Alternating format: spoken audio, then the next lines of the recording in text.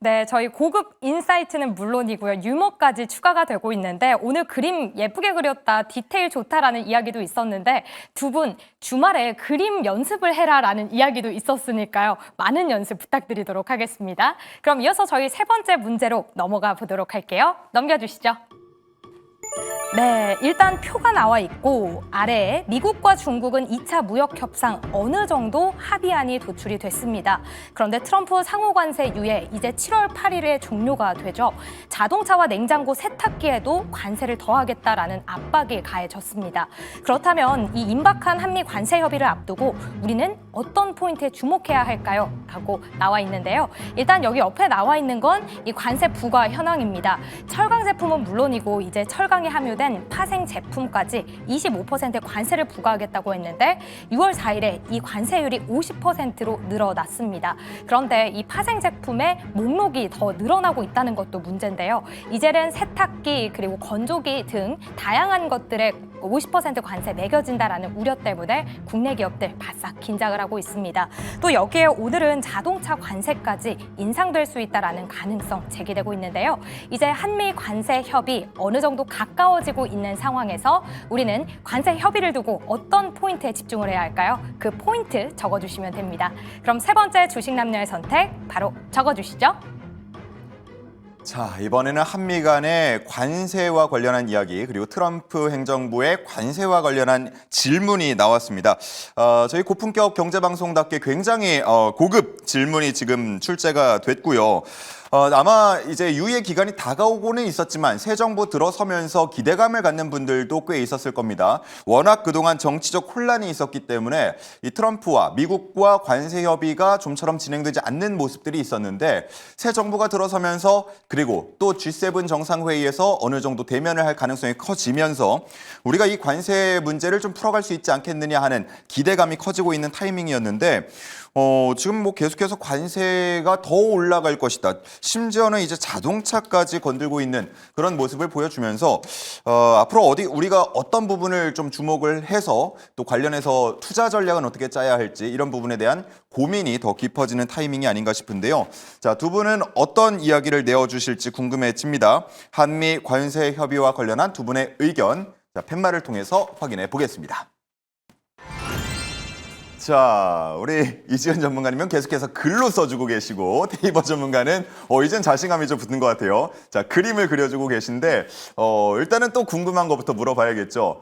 우리 테이버 전문가님, 이게 뭐죠? 제가 해석이 좀 잘 안 돼가지고요. 1등이 되면 호구가 될 수 있다. 예. 호랑이입니다, 호랑이. 호구. 호구. 네, 예, 호랑이 네, 네. 구. 예. 네. 이게 왜냐 그러면 호랑이 9마리 그릴 시간이 없어가지고 9마리를 그리고 싶었는데 한 마리를 9번 복사를 했어요. 이게 왜 그러냐 그러면은 지금 뭐 영국 같은 경우에는 원래부터 미국이랑 관세 협상을 할 때 이게 좀 편하다라는 이야기가 나왔습니다. 관세 그렇죠. 편한 대상국이다. 원래 이게 미국 대상으로 무역 적자를 보고 있다라고 하는데 중국, 한국, 일본, 인도, 유럽까지도 미국으로부터 많은 돈을 벌고 있는 그런 국가들이고 이쪽이 계속 관세를 진행하고 있는데 일본 같은 경우에는 지금 우리가 이시바 총리가 나와가지고 대놓고 얘기했습니다. 우리가 생각하는 것과 미국이 생각하는 게 많이 다르다. 그리고 중국 같은 경우에는 지금까지 버티게 돌입하면서 히토류까지 잠궜고요.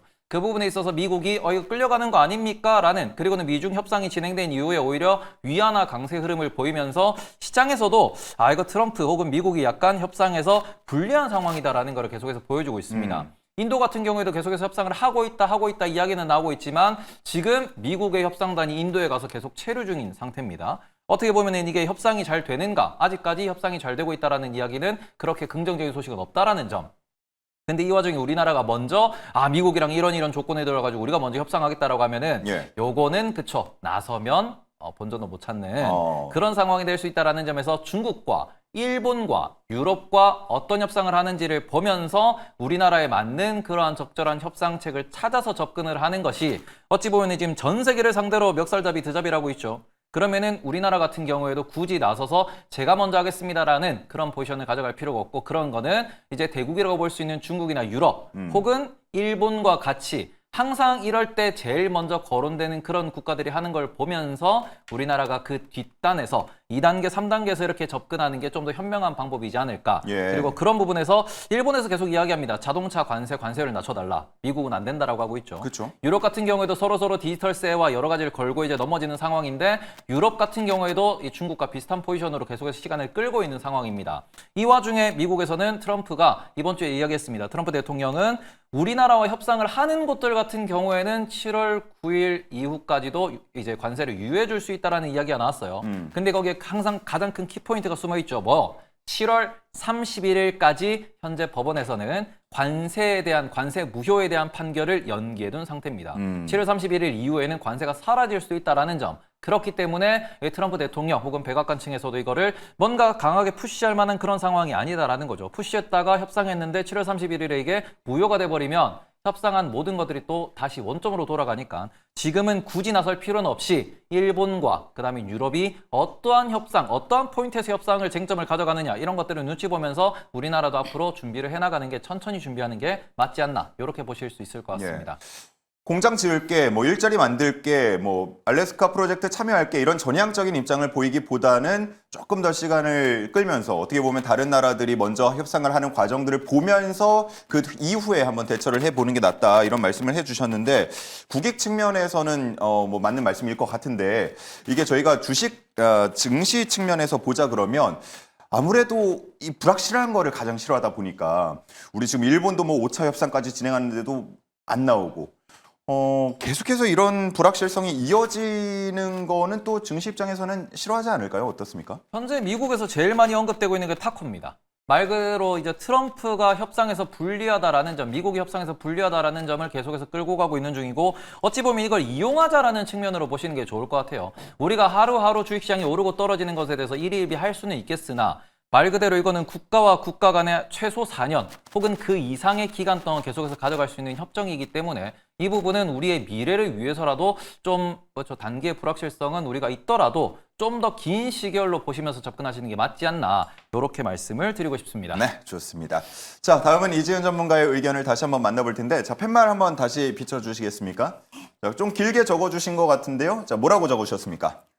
여전한 불확실성 존재, 체크해야 될 부분은 많다라고 적었습니다. 네, 어떤 의미죠? 네, 일단 불확실성이 존재한다는 건 저도 역시나 관세에 대한 협상이 어떻게 진행이 될지 모른다는 부분이고 최근에 이제 관세에 대해서 약간은 중국과 미국의 모두가 화해 무드, 그러니까 좋게 좀 이어진다라는 이야기 나오면서 반도체와 자동차 종목들이 바닥권에서 좀 시세가 나왔는데 다시 한번 자동차 관세에 대해서 좀 두려워할 수 있을 만한 뉴스가 나왔습니다. 그와 관련돼서 지금 결국에는 또 미국 쪽을 보면 자동차에 대한 수요가 올라가기에는 금리 인하에 대한 부분들 계속 늦춰지고 있는 그런 상황이고 관세에 대한 우려가 소비자들에게 전가되는 그런 부분들을 생각을 했을 때는 소비 위축으로 이어질 수 있다라는 그런 불안 심리들도 여전히 남아있다. 그래서 불확실성적인, 그러니까 심리적인 불확실성과 또 관세에 대한 불확실성이 남아있다라는 부분들로 봤을 때 이제 우리는 좀 확인을 해야 된다라는 부분이고요. 삼성전자와 LG 같은 경우에도 LG는 이미 멕시코 공장을 북미 쪽으로 이동하는 그런 모습들을 보여주고 있는데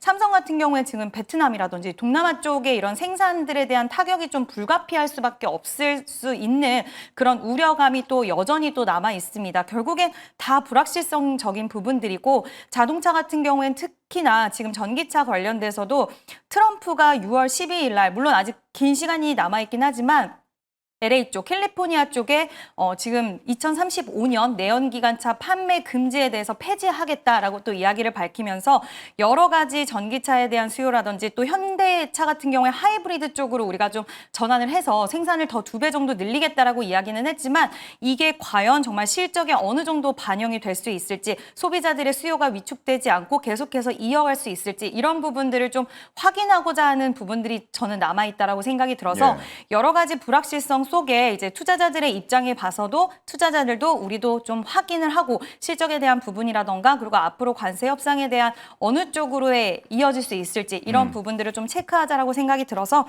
이렇게 적어봤습니다.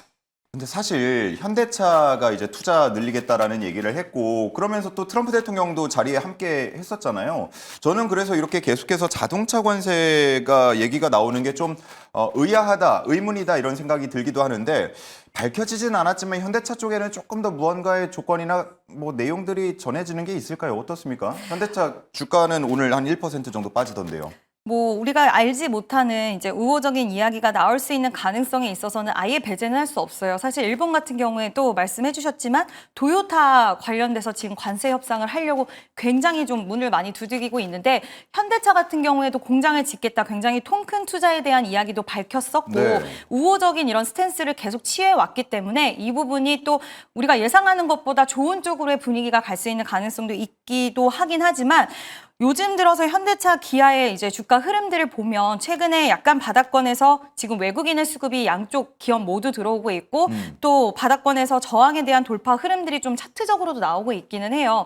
그렇지만 이 부분에 있어서는 저는 긍정적인 부분들을 아예 닫고 생각하자는 것은 아니지만 이 부분들을 상방에 대해서는 우리가 확 열려 있다라고 무조건 낙관적인 부분들을 생각하기엔 어렵고 만약에 일본과 이제 협상 속에서 또 안 좋은 소식이 나온다라고 했을 때 당연히 그게 아니라고 하더라도 투자자들의 심리에는 좀 영향을 끼칠 수 있는 부분이라고 생각이 들어서 지금 만약에 현대차와 기아차를 좀 매력 있게 보시는 분들 계시다고 한다면 저도 매력적으로 보지 않는다는 건 아니지만 좀 장기적인 관점에서 우리가 확인을 하면서 가자라는 부분 말씀을 드리고 싶습니다. 좋습니다.